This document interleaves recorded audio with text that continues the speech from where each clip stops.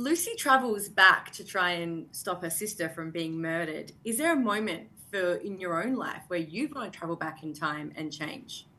I always think that my answer to that question is no, because I wouldn't want anything to be different than it is now. I mean, it's very true. It's the whole butterfly effect, isn't it? Yeah, if this movie has taught me anything, it's don't go mess around. Stay in the present. Yeah, exactly. We go back to the early 2000s in Time Cut and seeing the low-rise jeans, all the fashion, it gave me so much nostalgia. How did you feel researching those elements and taking yourself back to your mind back in 2003? Well, I definitely lived all of that. It was like my formative years. So it was nostalgic in both the best ways and the worst ways, reliving the fashion and the music. I'm actually a huge fan of the music from the early 2000s. Not a fan of the low rise jeans. So, Neither.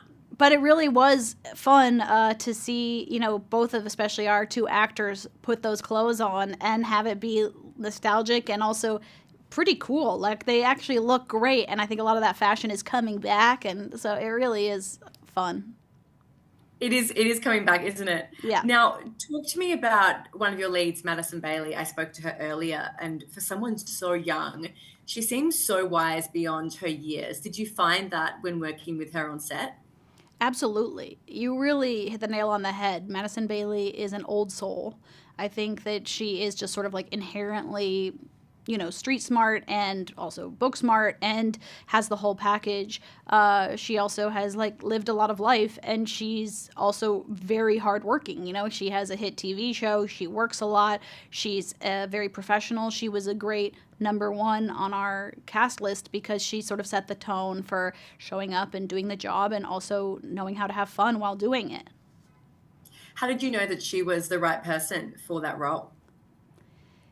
It was hard to figure out what that role needed, but I knew I wanted a very strong female presence for Lucy because Lucy, like, I really wanted to stay away from any sort of like victim tropes or like meek young woman trying to figure herself out tropes. I really wanted to find an extremely strong presence who is going to face a very tough choice.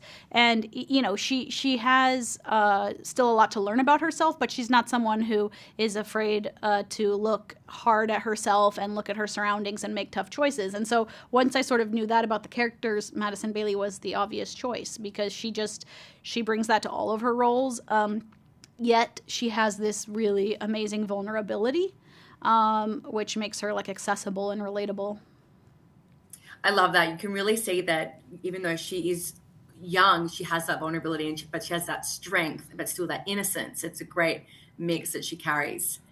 I wanted to ask, moving away from time cut into more directing, there's always been this smaller group of female directors being recognized or noticed, and they've been notoriously left out of the Oscars with only 8 women being nominated for Best Director.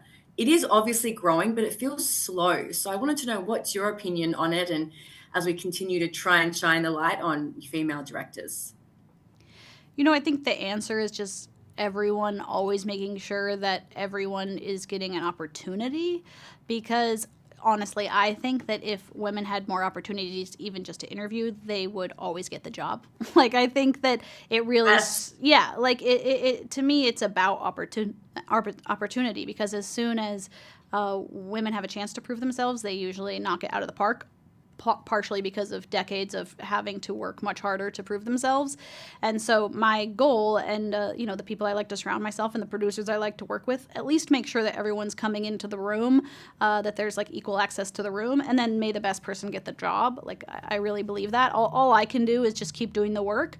But as I hopefully continue to, get to work on more projects and have more success and produce more, I want to just make sure the door is always open to everyone. And quickly, have you got a favorite director, female director? I'm a huge fan of Catherine Hardwicke and the first Twilight. Like, I just think she should have done all of them, and I couldn't. so